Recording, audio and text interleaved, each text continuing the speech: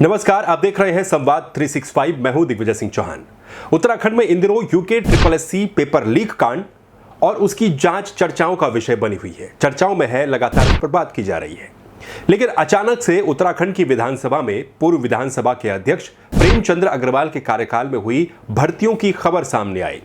उसके बाद उससे पहले के विधानसभा अध्यक्ष गोविंद सिंह कुंजवाल के कार्यकाल में हुई भर्तियों को लेकर भी विवाद सामने आया।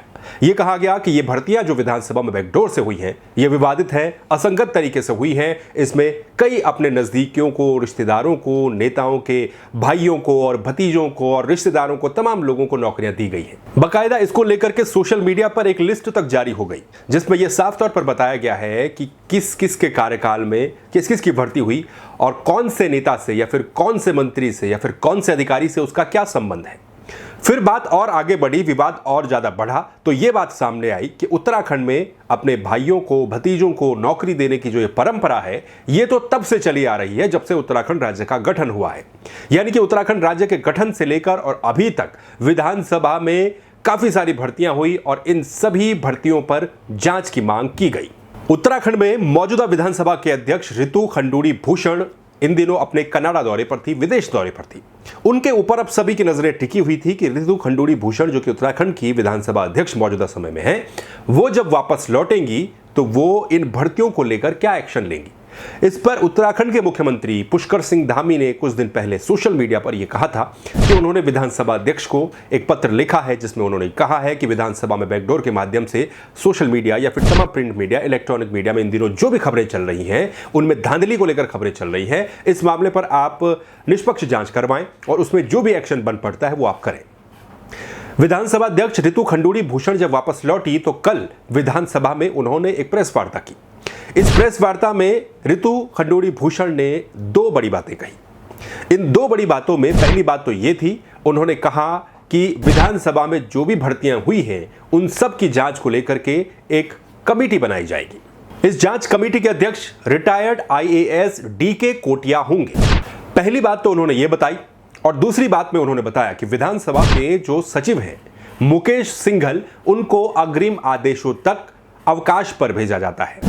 इसके साथ ही उन्होंने ये भी कहा कि जो जांच कमेटी इस पूरे मामले की, यानी कि विधानसभा बैकडोर भर्तियों की जांच करेगी, उसमें जांच समिति को जब भी आवश्यकता पड़ेगी तो मुकेश सिंघल, जो कि विधानसभा के सचिव हैं, वो पूरा सहयोग करेंगे। जब भी उन्हें बुलाया जाएगा पूरी तरह से वो सहयोग करेंगे और तब तक के लिए उन्हें अवकाश पर भेजा जाता है।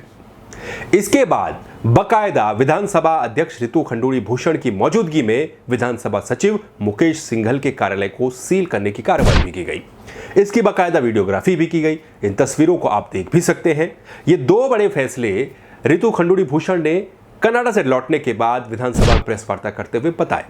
उन्होंने इस दौरान यह भी बताया कि प्रधानमंत्री नरेंद्र मोदी से वो काफी इंस्पायर हैं और प्रधानमंत्री नरेंद्र मोदी ये कहते हैं कि ना खाऊंगा ना खाने दूंगा और उसी तर्ज पर मैं भी काम करूंगी। उन्होंने ये भी कहा कि मैं उत्तराखंड के युवाओं को भरोसा ये दिलाती हूं कि उनके साथ किसी भी प्रकार का अन्याय नहीं होगा। इन तमाम भर्तियों में अगर गड़बड़ियां पाई जाती हैं तो उस पर एक्शन भी लिए जाएंगे। रितु खंडूड़ी भूषण ने बतौर विधानसभा अध्यक्ष ये भी कहा कि विधानसभा जो है वो प्रदेश का सर्वोच्च सदन उनके लिए है और इस प्रदेश के सर्वोच्च सदन की गरिमा को बनाए रखना न सिर्फ उनका कर्तव्य है बल्कि उनकी जिम्मेदारी भी है। तो विधानसभा की बैकडोर भर्तियों के विवाद पर जो लिस्टें सोशल मीडिया पर एक के बाद एक वायरल हुई, जिसमें कई मंत्रियों के, कई विधानसभा अध्यक्षों के, इनफैक्ट उनके रिश्तेदार, उनके रिलेटिव्स, OSD, PRO, उनकी पत्नियां, यहां तक कि मुख्यमंत्री का नाम उसमें सामने आया था। इन तमाम विवादों पर बहरहाल विधानसभा अध्यक्ष ने एक कमेटी का गठन कर दिया है, जिसमें 3 रिटायर्ड IAS अधिकारी हैं और अब इस मामले में आगे ये होगा कि ये कमेटी अगले 1 महीने में एक जांच रिपोर्ट तैयार करेगी और ये जांच रिपोर्ट विधानसभा अध्यक्ष को सौंपी जाएगी। उसके बाद उस जांच रिपोर्ट के आधार पर ही विधानसभा के अध्यक्ष इस मामले में कोई फैसला लेंगे। वो फैसला कड़ा होगा या फिर शिथिल होगा या फिर क्या होगा, ये कोई नहीं जानता है। 1 महीने के बाद जब रिपोर्ट समिति पेश करेगी, उसके बाद देखा जाएगा कि इस मामले पर क्या कुछ फैसला लिया जाता है। अब आपको यह भी बताते हैं कि जो कमेटी विधानसभा अध्यक्ष ने बनाई है, उस कमेटी में आखिर है कौन कौन। विधानसभा भर्ती की जांच के लिए जो कमेटी बनाई गई है, उसके अध्यक्ष होंगे DK कोटिया। DK कोटिया जो है 1981 बैच के IAS अधिकारी हैं। शासन में कई महत्वपूर्ण पदों पर ये तैनात रह चुके हैं। भुवन चंद्र खंडूड़ी की सरकार में प्रमुख सचिव मुख्यमंत्री भी रहे थे। 2012 में वो रिटायर हो गए थे और त्रिवेंद्र सरकार में उन्हें स्टेट हेल्थ एजेंसी का चेयरमैन भी बनाया गया था। इस समिति के दूसरे सदस्य होंगे सुरेंद्र सिंह रावत। ये भी पूर्व IAS अधिकारी हैं, 1997 बैच के IAS अधिकारी हैं। सचिव कार्मिक भी रह चुके हैं। विजय बहुगुणा की सरकार में सचिव मुख्यमंत्री थे, 2013 में रिटायर्ड हो गए, उसके बाद सूचना आयुक्त भी रहे। तीसरे सदस्य आते हैं अवनिंद्र नयाल। ये भी 1998 बैच के IAS अधिकारी हैं, सचिवालय में अपर सचिव के पद पर भी तैनात रह चुके हैं, कुमाऊं कमिश्नर रह चुके हैं, ATI नैनीताल के निदेशक भी रह चुके हैं और उसके बाद 2015 में उन्हें सेवा विस्तार भी मिला था। उत्तराखंड की विधानसभा में राज्य बनने के बाद से लेकर अभी तक जो भर्तियों का सिलसिला है वो लगातार चल ही रहा है। विधानसभा अध्यक्ष के विवेक पर निर्भर करता है कि भर्तियों को किस तरीके से किया जाता है और इसी विवेक के बलबूते पर कई सारे विधानसभा अध्यक्षों ने इससे पहले कई भर्तियां की हैं जो कि विवादों में हैं। एक नजर डालते हैं कि किस अध्यक्ष के कार्यकाल में कितनी भर्तियां हुई। मीडिया रिपोर्ट्स की अगर हम मानें तो कुछ मीडिया रिपोर्ट्स के मुताबिक ये कहा गया है कि प्रकाश पंत के कार्यकाल में, जो कि दिवंगत हो चुके हैं, उनके कार्यकाल में 130 नियुक्तियां की गई थी। यशपाल आर्य, जबकि कांग्रेस सरकार थी, इनके कार्यकाल में 85 नियुक्तियां की गई थी।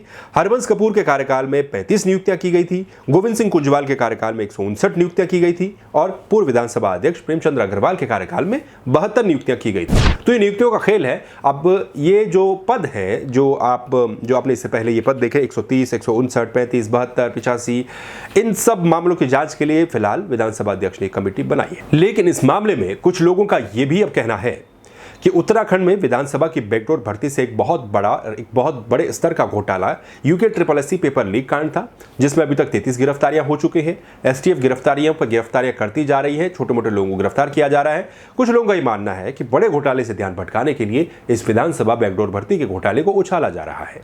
जिस घोटाले में बड़ी जांच की आवश्यकता है, जहां पर CBI की आवश्यकता है, वहां पर सरकार के द्वारा कोई भी पहल नहीं की जा रही है। STF ही अपनी जांच कर रही है और STF ही गिरफ्तारियां कर रही है।